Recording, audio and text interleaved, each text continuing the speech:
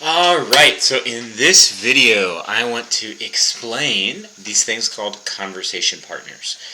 Now, when we first started Conversation Partners, our idea was we're going to connect you with someone in Afghanistan over WhatsApp, and you can send voice messages or maybe later written messages to try to practice your Dari, learn new words, and kind of have conversation, learn about culture, these types of things.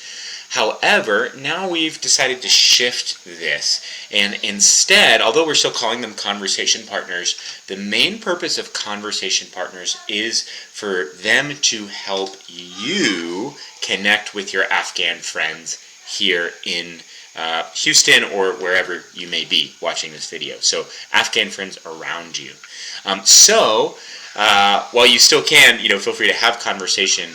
Think about it. They're kind of almost like cultural advisors now. They're helping you to facilitate your conversation with people around you. So you'll notice on Google Classroom now you'll have 3 different activities each week related to your conversation partner and meeting with your Afghan friend. So the first will be titled "Prepare to Meet Your Friend," and what this will mean is step number 1, look at your gather and go sheet like you've already been doing and see, are there any of these phrases I can use with my friend. But then step 2, think of other things you want to ask your friend, and then ask your conversation partner how to say what you want to say.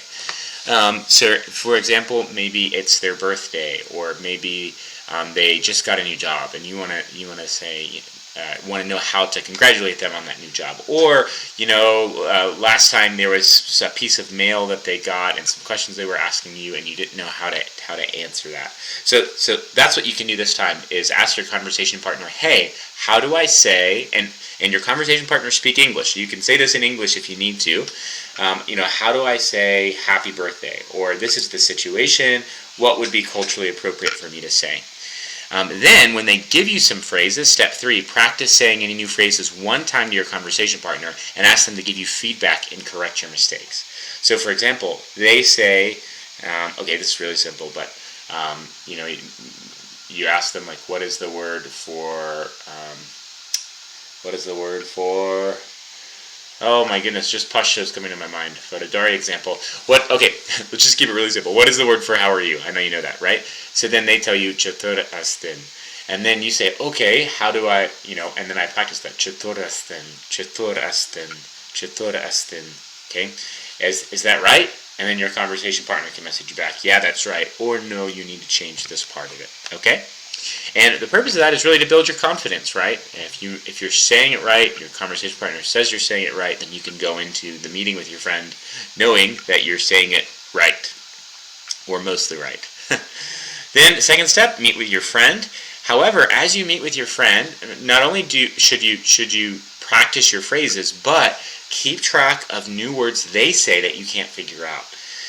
So one piece of advice, if you can negotiate with your friend, say, hey, I'm learning Dari. Sometimes is it okay if I record your voice and I won't show it to anyone except my teacher or my helper who's helping me learn Dari. It's just so I can understand what you say, and then they can help me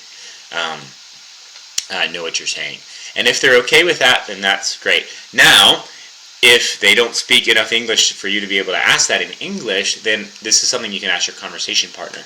Hey, how do I say this?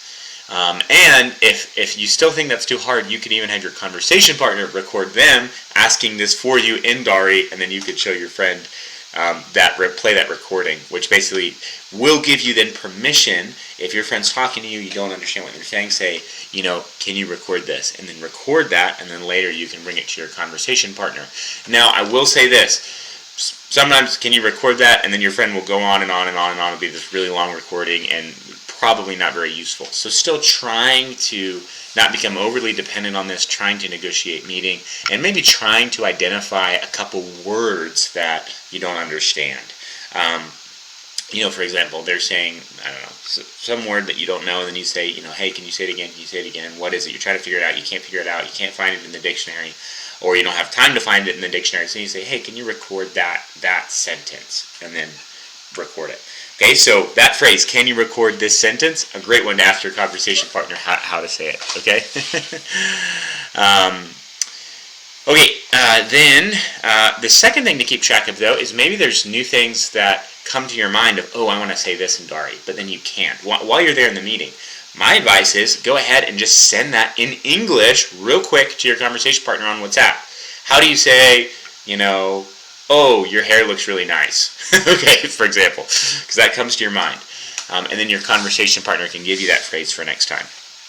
One reminder still, though, is you are like wading into an ocean of language, okay? And we haven't taught you how to swim yet. So you're going to be floundering a little bit, okay? You're kind of learning how to swim in this ocean of language. You're still going to be floundering a little bit. So expect that. Don't be, if there's a lot of confusing things, you're still not able to totally understand what's going on, that's totally great. It's no problem. It's part of the process, okay? So don't get down on yourself, especially because of that.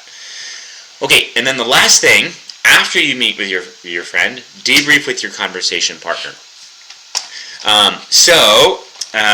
You can ask your conversation partner cultural questions. My friend said this, but I didn't understand why. Can you help me? One thing about Afghan culture that is really hard for us is they say things and they intend for us to pick up on things they're implying by those things. So just one example. I'm not very good at this. Still struggle with this. But my worker, one time, he said, wow, this is so much work. This is a lot of work. And really what he meant for me to do was take that and say, okay, well, maybe we need to make it easier, or give the work to someone else, or just not assign you so many things to do. But instead, I was like, oh, I know it's really, really hard. That's what I said. But you're doing a great job, right? So now another time, there was someone in my home who would buy groceries for us, and while I'm there, he called his wife. Okay, he called his wife and said, oh yeah, how is this person? Oh, really? The hospital bill is this much? Oh, really? Oh, wow, that's so expensive. Where are we going to get the money? Right? Knowing that I was hearing everything that was going on. Because why? Because he didn't want to ask me money directly, but he wanted me to hear that. So, be aware of those things. Try to pick up on those things. And ask, maybe say, hey, my friend was saying this. Do you think they want me to do something about it? It's a really, really great opportunity for learning culture. Of course, number 2, new phrases that you recorded or wrote down, or just remember they were saying this word, what is this word, or they kept pointing to this thing, and here's a picture of it, what is that called? I don't know, something, but trying to get some new vocabulary.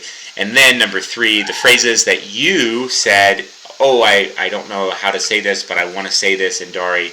They can give you those phrases. So again, you'll see you can write these things down. For some of you, that will be the best way to do it. But if you are able to, in the moment while you're visiting your friend, send WhatsApp messages, both of your friend's Dari that you don't understand and the things you want to say in English, or you want to say in Dari, but you don't know how to say in Dari, sending those messages in English, then it will really, really save you time and help you, and then you just have to wait for your conversation partner to reply back.